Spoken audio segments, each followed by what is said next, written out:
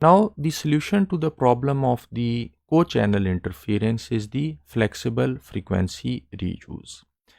And what do I mean by the flexible frequency reuse? In this case, the duplex channels are divided among a cluster of cells. Like here, I have a cluster of 7 cells. So the duplex channels are divided among these cells such that each cell in this cluster is using different duplex channels, or in other words, it is using different frequencies.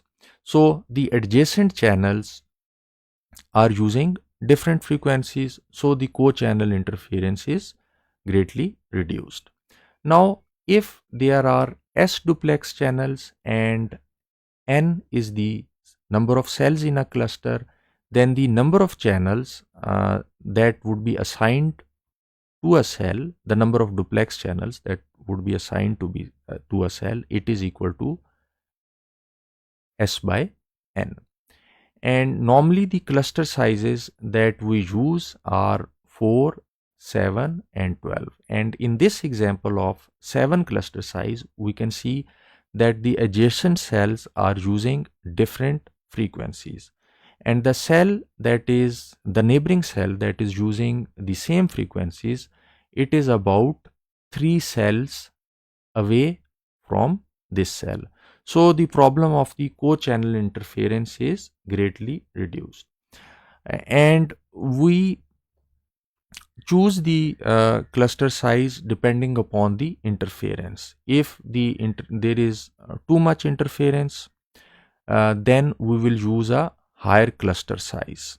But obviously this would reduce the capacity of a cell. And if there is low interference, then we will use a higher cluster size, and obviously in this case there is a higher capacity that is available in a cell. Now, if a cluster is repeated m times in the coverage area of a mobile network, then the total number of duplex channels that are available with the network in that coverage area, it is equal to ms.